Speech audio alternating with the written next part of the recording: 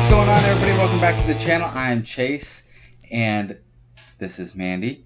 And we have rewatched Masters of the Universe Revelation again because we started to have a little bit of other thoughts on the show and whether or not some things we were thinking were, maybe not as true as we thought. So we're just going to hash out some of those things that we noticed in the second run of watching this show. And we also, have just been brainstorming a little bit, listening to other reviews, and just kind of develop some new opinions on the show. So, we have Heman and Battle Cat right here. And so one of the things we wanted to hit on is in concern of Kevin Smith and his lying and his lashing out. We're not going to talk about what he's been doing since it's come out with lashing out at the fans, but all of the behavior leading up to it. And because about a year ago, before this came out, there was the leak that this was going to be the Tila show and that He-Man really wasn't going to be in it. And Kevin Smith just kind of, well, I don't know. He had to do some damage control or something. Yeah, well, he was trying. We've talked about this, and I think part of it was that he was trying to keep it from leaking, like what actually was going to happen. So he was trying to just like backpedal and whatever. But I think there's more to it though too. Like as we've talked about, I think that possibly the second half is going to be better than the first half, and that there's more to this. Yeah, it's not well, just I mean, he's Tila. really trying to say that. I mean, I know he keeps saying like episode 7 or episode 6, you're going to get all the He-Man you want, even more so without like, obviously he has restrictions, so he's trying to. It seems like he's trying to save the show almost. Save the show without revealing what's going to happen. Yeah. That kind of stuff. Like, I think because, again, we've talked about this, that I actually don't know Kevin Smith that well. I've only heard about his movies, and, honestly, I know him a lot better in this past year with the whole He-Man Masters of the Universe. As you can see, I'm a huge fan, because I love She-Ra as well. But it's she's wearing the Netflix. I'll explain that in a second. But with the whole Kevin Smith is always, as far as what I've seen and heard and watched, he's always been kind of like an F you, flip people off, I'll do what I want. He's just like a kind of a man's man, like just egotistical, and I can't see him fully doing the whole woke crap. And now granted, is there some woke things in here? Yes, of course there is. But I think, honestly, when it came down to it, he saw his checklist. Of course, he wanted the paycheck, but he saw his checklist. Netflix checklist. The Netflix checklist. And he's just like, okay, I'm going to do the least amount that I can to make the checklist and just make it look good in Netflix eyes, but still have it be a show that I like. Well, yeah. So I think that we're reading way too into some of this stuff, and we're going to talk about that in a second. But I also think that...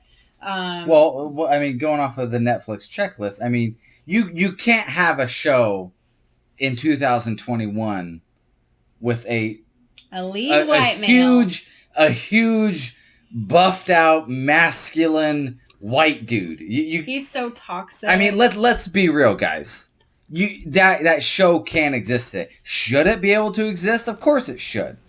But like being real in today's world, and in today's Netflix, you can't have a show like that. I mean, just look at the Resident Evil show that's coming out. It's completely gender bent and race swapped to make it fit for Netflix. Mm-hmm. And He-Man, you can't do that. Right.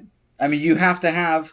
I mean, we were looking at kind of our checklist. You got to have some... You got to have minority characters, which is why I think Andra's there. LGBT representation. Which we're going to talk about that in a second. Strong female women. Mm-hmm. You got to have that. You have to have enough diversity. Yeah. You couldn't make He-Man what it was today. So I think that's a perfect segue. I think we should actually touch on the LGBT. Is that okay? Like, so like to go off of what we just said about Kevin and the checklist, like there's been a lot of this talk about as Audra, I can never remember her name, Andra and Tila clearly being lesbos, clearly being in a relationship. And the entire time when I watched the show, I never got those vibes. I never like I mean, sure, they're together and they're in a, it's a new life for Tila. And there's literally one moment, this is all that I can recall in the 5 episodes, one moment where Tila grabs Andra's hand and that was it. And they didn't keep their hand holding. It was just like a moment. And I'm like, oh, okay, so girls can't hold hands now without being gay.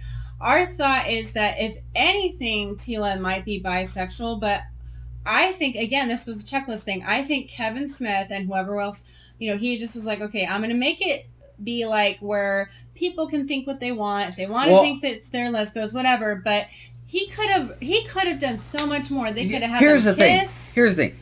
There's no more queer baiting in 2021. They would have straight up come out with Tila and Andra kissing or something. Yeah. Not a full-on make-out. They would have been made perfectly clear in episode 2. And that's probably why that they were straight up lesbian. And by the way, the She-Ra show, I liked it for the first little bit, and then as it went on, the new one, I hated it more and more. And so I actually don't really love this shirt, but it's the only She-Ra shirt I have right now. But to kind of compare the two, anyone that's seen the new She-Ra show, they make it very clear whenever there's a new gay person or a lesbian person or whatever, they make it very clear that that's what they are. Yeah, there's no doubt. Like the Spinnerella and I can't remember her girlfriend, right away. They show that, they show them kissing, not like a full on makeout, but, and then Beau's dads, they make it very clear that he has 2 dads, not a dad and mom.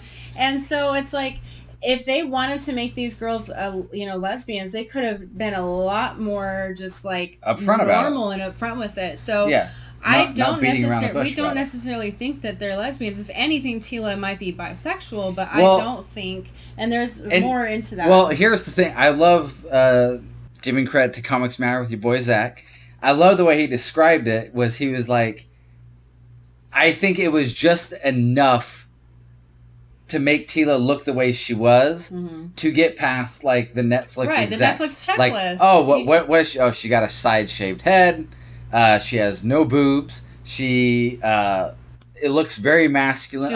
Strong. She's total butch. Yeah, she's a lesbian. Yeah.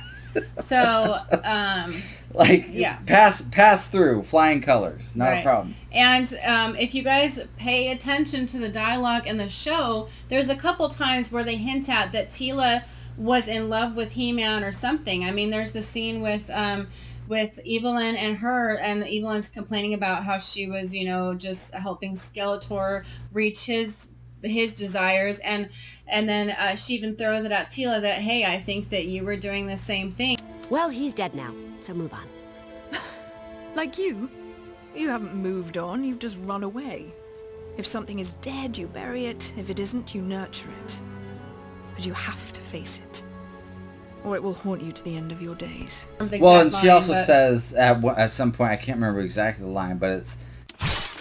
Take no life advice from the likes of Evelyn, Andra. Remember, she's the only one here carrying around a Skeletor in her closet. But I'm not the only one here carrying a torch, am I, Tila?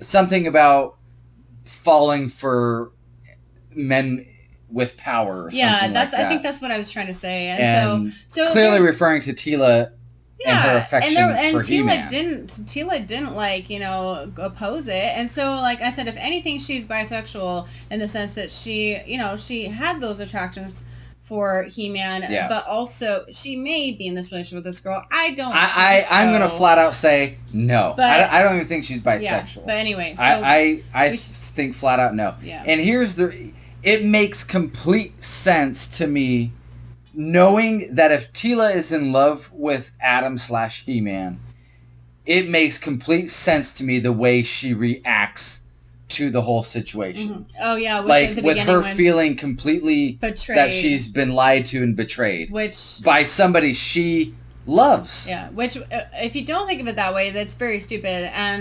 But like if it is somebody that she loves, it makes a little. It makes a lot more sense. Would act that why way she would and get so upset about being lied to and like.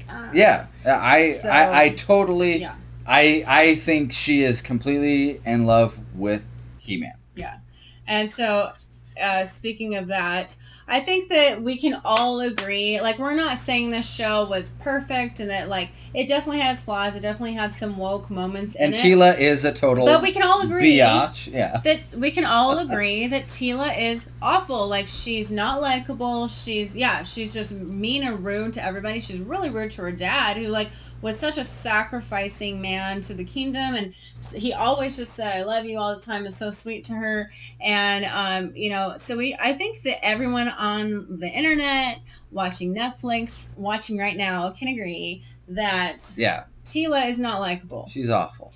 She's awful. Which makes it hard because you have to really be open-minded, and I think Chase and I both are that way. Like, you have to be open-minded and go, okay, the main character's dumb, but hopefully she'll learn something later on, and the other characters kind of make up for it. Like, I loved Orco, I loved Man of Arms, I loved Skeletor, which there was a lot of complaints about Skeletor, but if you compare it, I think what we've also noticed is that they haven't just taken things from the 80s version. They're taking things from the 2002 version as well. Which we started watching the 2002 version to kind of... I haven't seen much of it previously. Get a little information there. And, the orb thing in Grayskull Castle.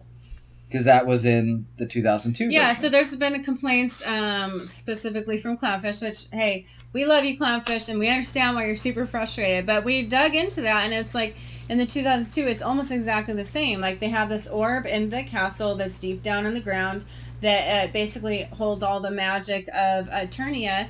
And, and then once you... whatever. It's very similar. It's very similar.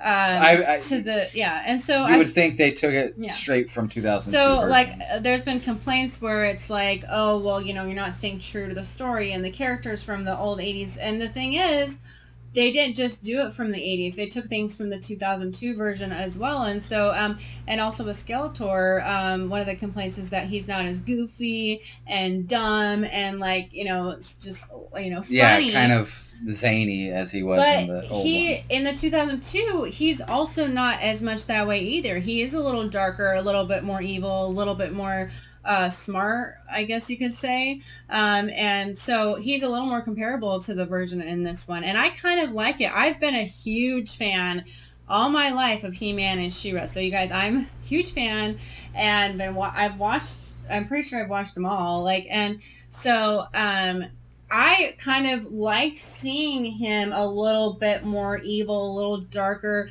He finally gets into the castle. I kind of liked that. It's very clear that this is basically a continuation, and it was nice to see those things finally happen. Well, we were talking about it would be kind of like we don't want to watch a kid's show. Like, if you go back and watch the old He-Man cartoons, they're a little hard to watch they're cheesy. Adult. They're fun, but I enjoy them. Like, I wouldn't want that to be remade. I would want it to be, I like it more than he does, but yeah. Like, how it is now, where it's a little bit more for an older audience. That's the thing. We have all these, kids, like, we all grew up with this, and so now we're in our 30s or 40s, and it makes sense that they had it be edgier, darker, more blood, people dying, because, they're now their audience aren't like kids, they're grown adults, 30 and 40-year-olds. So to me, it made sense them making that choice,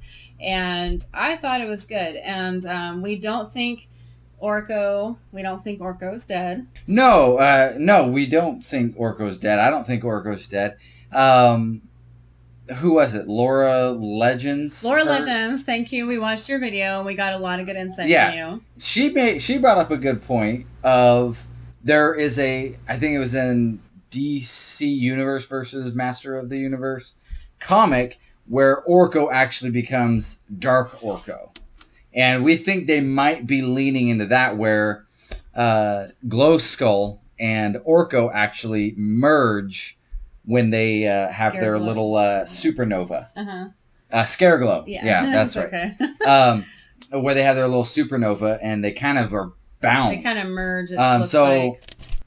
And even in the show, there's that little army of Trollans that come. And in that comic with Dark Orco, that's what he uses, is a big army of Trollans. So there's a lot of I wouldn't be surprised if Orco makes a return as Dark Orco. I think it'd be interesting. I think that would be pretty cool. Again, I've been a huge fan, but I like the old and traditional, but when I watch a new show, I look at it as a different show. So that might be why I'm looking at it a little differently than the average person. Yeah, I mean, we definitely think Adam's gonna come back, or He-Man. I think He-Man's definitely clear. Gonna. He's gonna definitely gonna come back. They've been saying that. I think the concern is he going to get the power back, or are they going to try to do some twist where Tila gets the power or something weird? So of course we're not going to like that. We're definitely hoping that the second half's going to be great, and we're keeping our hopes. Here's the thing, Kevin Smith. You lied to us once. You kind of bait and switched us once. Shame on you. If you do it again, I'm holding out hope for this back half that it's going to be pretty awesome, because you have to meddle through all the Netflix red tape and the checklists and all that kind of stuff. And we are holding out hope that in the back half of this, that it's going to be pretty rocking. And it's going to be awesome. I don't think... If not, shame on me for... Yeah. I personally don't like Kevin Smith, never have liked Kevin Smith. I just think, we're not trying to say that he's this great guy and he's going to save the show. I just think that with his character and how he's such a man's man and he kind of doesn't follow the rules, I can see that he's going, hopefully the second half is going to tie everything together and it's going to be better. Is he going to totally save his butt with his fans that he's had for years? I don't know, because he pissed a lot of people off. In order to do that, but hopefully he'll the back half has to be amazing. Yeah, hopefully he'll that's the redeem only way to himself save a little bit. face. We'll see. I just think he needs to stop talking online and just shut up and let the show speak for itself at this point. And I think I honestly think a lot of people will return to watch hopefully the second part. I think a lot of people will return. A lot of people have been saying, there's gonna be a lot of people that don't return.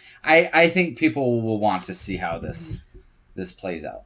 But so overall, I think there are some insights into we think there's some insights into this part 1 of Masters of the Universe that, as Transformers would say, there's more than meets the eye. And look for the little nuggets. That was the last thing I was just going to really say, is that there's a lot of little things you might have missed, like the first scene when you walk into Britannia, there's this castle, and that was a kid's model as a toy, and of course they little had Easter eggs. Yeah, and then the champions, the guy in the background that looks like a barbarian, that was the first look of what He-Man was originally supposed to look like back in the 80s. So they did a really good job at really finding these little nuggets that only real fans would notice, and I think that we're being a little harsh on the show, and let's just see what happens. Yeah. In the rest I think so too.